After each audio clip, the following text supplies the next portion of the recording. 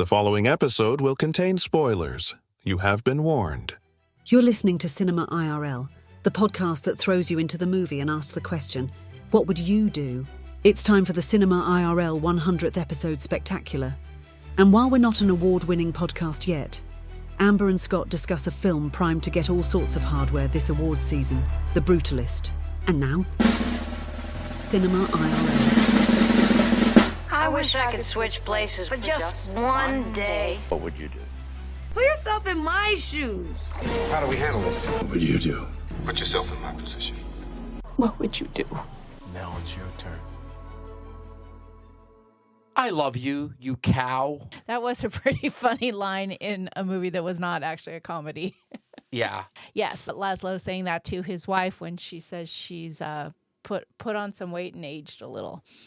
So this episode, we are talking about The Brutalist, which tells the story of visionary architect Laszlo Toth, who arrives in America to rebuild his life, his work, and his marriage after being forced apart during wartime. On his own in a strange new country, Laszlo settles in Pennsylvania, where wealthy and prominent industrialist Harrison Lee Van Buren recognizes his talent for building. And this is one of those epic films at 3 hours and 35 minutes with a 15-minute intermission. Yeah, I believe what those are referred to as mini-series. It was a nice mini-series. Yeah. I mean, like, when we walked into the movie theater, the first number on my watch was a 5. When we left, it was a 10. That's a little effing ridiculous. Well, between the intermission and previews, obviously, all of that wasn't the movie. But I don't feel like it really dragged on like it felt like a really long time, because the intermission was hugely helpful to get up and stretch your legs and let your mind rest. It was. It was nice for them to give us a break between the first movie and the second movie. And maybe something for other directors. I'm looking at you, Martin Scorsese, to put in intermissions in their films. Yeah, I mean, the truth is, honestly, I think 10 would have been fine.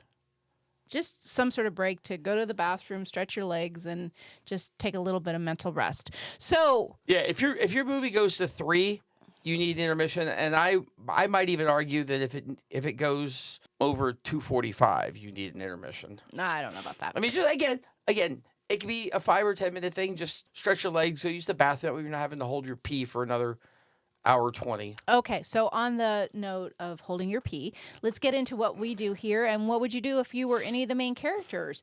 I think obviously our main character of Laszlo had a prominent architectural career in his native land. And when he came to America, he was destitute. He came to stay with his cousin and his cousin's wife, and Laszlo was Jewish and his cousin was Jewish, but his cousin had married a Catholic woman And converted. Yeah, and was going to help at their furniture store, and it became very apparent that the wife didn't really want him there and made a big deal about him staying with them, and then made up a lie about Laszlo making a pass at her, so the cousin kicked him out. And at that point, he didn't have any options. He had thought he was going to work at this furniture store, and he worked basically shoveling coal and at a construction site, even though he had all this talent. And I think that's the story of so many immigrants who come to America, and they had great careers and were well respected in whatever their industries were, and they come to America, and either those credentials don't come with them, or for some reason they're overlooked. And I think you have so many people who immigrate to America who are faced with a similar situation of not being able to have the same prestigious career that they might have in another country. Yeah, it's interesting. I've actually known some people like this, and I find out more about their past. I'm like, whoa, what the hell? Yeah, I kind of feel like if you go down that path when you're in a foreign land, it might make more sense to stay in the foreign land. Well, sometimes, obviously, there's so many issues with why people immigrate. Of course. So the story of Laszlo is he eventually does this project, gets in trouble, gets fired, takes these more menial type jobs for what he's capable of. And long story short, he winds up getting hired for this incredibly involved, expensive project to build a center that's a memorial to the Mr. Van Buren's mom. And there's funding issues, but There's a train wreck, literal train wreck. yeah, but all along, Mr. Van Buren is this great. You can tell he has this great admiration and respect for Laszlo's talent. And there's a scene, maybe 3/4 through. Yeah, apparently he had an admiration for his talent and his butthole. Okay, I don't know how to respond to that. Yeah, I don't know. I don't even know where you go from there. That seemed just so insanely random. Like, I get it; it's a dominance thing. So, but Mr. Jesus Van Christ, Buren, while Laszlo was drunk, ended up raping him while Laszlo was throwing up on the kind of in a dark corridor where they had escaped from this party. And yeah, sorry you're drunk and throwing up. Here's my penis in you. yeah, so that obviously was a surprise, actually. Even though, like, I felt in some way early on, like Mr. Van Buren did have kind of a crush on Laszlo. I didn't think of it as a sexual thing. I just thought he was so enamored of his story and his talent. He seemed like such a fanboy, and maybe it was part of that, coupled with the, I'm in charge thing. I don't know. So Laszlo stays on the job and ultimately, in a heroin-induced stupor, tells his wife what happened. His wife tells off Mr. Van Buren, and the project goes bye-bye for many, many years until I think someone else resurrects it. So what part of this storyline, or which of the characters, do you want to dive into? Jesus. Jesus wasn't in this film. That's true. More Jewish. I mean, what would you do if you were in Laszlo's shoes? I mean, I think for myself, you got to do what you got to do to make ends meet in situations like that. Like early 1950s immigrant. It's a story of a lot of our ancestors. I think you hit the nail on the head earlier. It doesn't matter what you were at that point. You become what you have to be to survive. So, and if it's shoveling coal, then it's shoveling coal. There's one part of Laszlo that I actually think is very much in line with your character and how you look at things, is kind of the level of intensity to want to finish something you're passionate about. Which is funny, since my unofficial nickname is 80% Scott. Yeah, no, that's also a thing too. But Laszlo was so devoted to wanting to complete this project that he actually continued to work with a man that had raped him. And that kind of just almost leaves me speechless, because, he sacrificed his pay to stay on this project for it to, when they were having budgetary issues, he was like, I want my vision implemented, and gave his part of the fee to the project so the project could be executed the way he envisioned it. Well, yeah, and which didn't make a whole lot of sense until you got to the epilogue and you understood that the reason things were made in the dimensions and everything that they were was an homage to his past and places of confinement for him and his wife, and going through the Holocaust. Yeah, it actually was a very specific dimensions he needed for it to be the homage that he had. Like, obviously it was for Van Buren's mom, but like, there's always ways of putting yourself into something that maybe and others don't. Like, I always mention the name of my first company was Shuffle and Cut Games, but what no one really knew, except those I've told and the guy who helped me come up with the name, was, my wife at the time was a woman named Christine, and we were Scott and Chris Gerhardt, SCG, Shuffle and Cut Games. It was a little way of me interjecting something into it that was me, but really no one else would know. Right. But I did. And so I think that's a lot of where he was. He was like, if I'm going to do this big thing, I'm going to put things into it that mean things to me. Oh, yeah. I think we've heard stories where artists hide something in a painting. Oh, yeah. And I think that probably comes more frequently than we realize with people who are artistic. And they design something, and that design to them is everything. It's their baby, and they want to protect their vision. I mean, it's Easter eggs.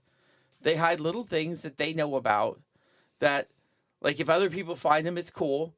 And if they don't, that's cool too. So, yeah, I mean, I think if it was literally just about the project, I think he could have walked from it. I don't think he was that into the project as a memorial to Van Buren's mom, but because he put literal himself into it, it became more than money. It became more than this dude raped me. It was, I need to finish this because this is my piece. This is my memorial as well.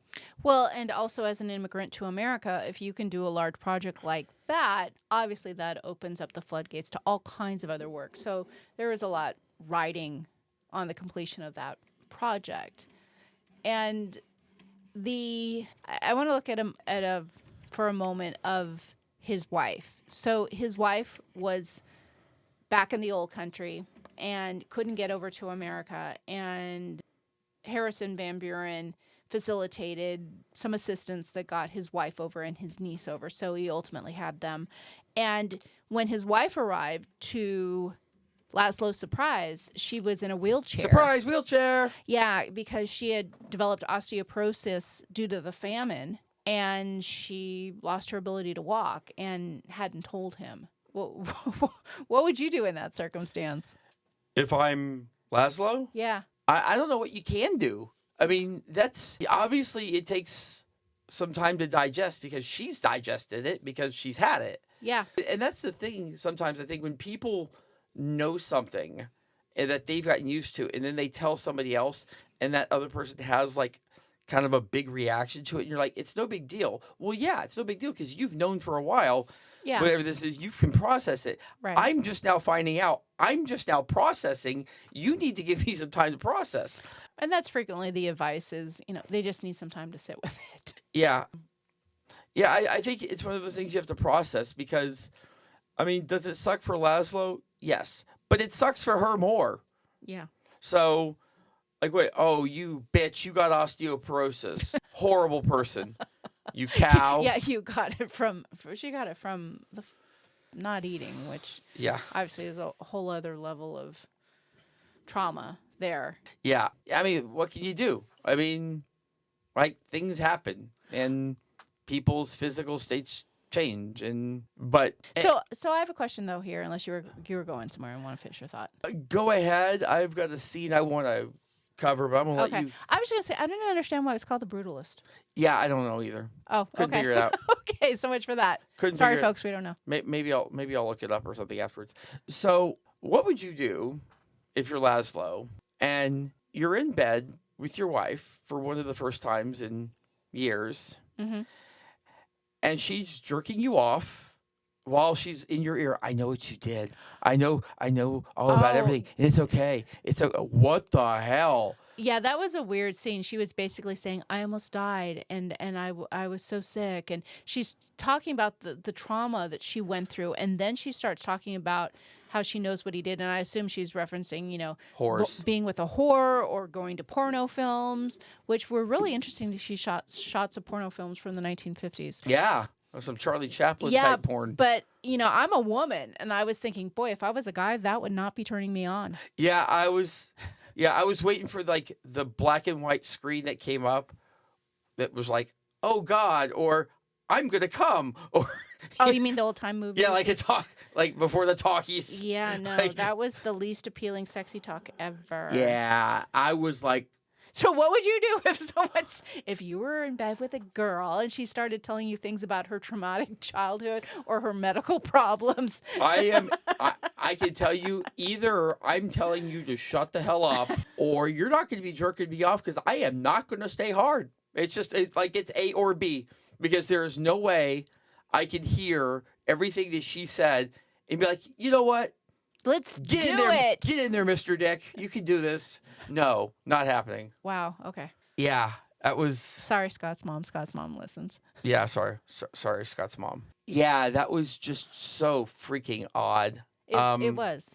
Honestly, I felt like the first half was the artsy, and the second half was more the fartsy.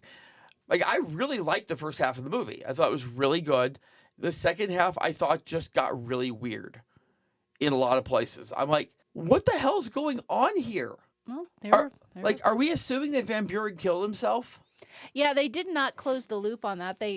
Once Laszlo's wife came and at a dinner party told Mr. Van Buren and all the guests, I know you raped my husband, and then she's forcibly dragged away, and Mr. Van Buren disappears, and they go searching the property for him, and then all of a sudden it's like 15 years in the future. Yeah, it was they did not close the loop. Like, I immediately thought the altar.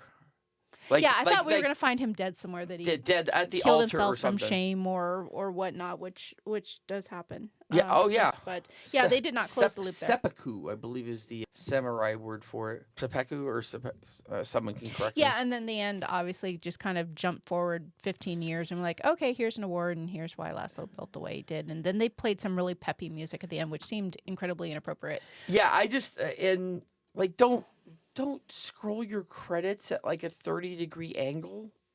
No, I'm sorry. No, that was the artsy part. That was Yeah, the what would fartsy. you do if you were in charge of putting credits on this film? I wouldn't put them askew like that. No. But if you wanted to do them in some sort of silhouette of buildings or something, that would have been cool. I would have liked that. Yeah, something like, I don't know. I think that's all I have here. I thought this was going to be a best winner or best picture contender, and I thought that halfway through the movie. And honestly, it might still, because I don't know what wins an Oscar. Apparently peeing on the floor can win you an Oscar. So yeah, go Emma Stone. Well, and now that they nominate 10, and doubled pretty much the number of nominees from the past. Yeah, I mean, it's a much different process. I mean, than it used to be. If he's not nominated for best actor, I'll cut off my left nut, and if this isn't nominated for best picture, I'll cut off my right one. I don't think they should win. I think he's got a better chance of winning. Okay, you heard that, folks. I think he's got a better chance of winning best actor than it does winning best movie. But the truth is it probably will. Hey, you made something really epic and long. Here's your Oscar. I don't know. I've seen better movies. It wasn't bad. It is worthy of a nomination. I don't think it's worthy of an award. So. Okay, you heard it here, folks. We hope you enjoyed our episode. Thank you for listening. And to catch all the new episodes, please subscribe. We release 2 to 3 episodes weekly, so we'll have new content regularly. Until next time.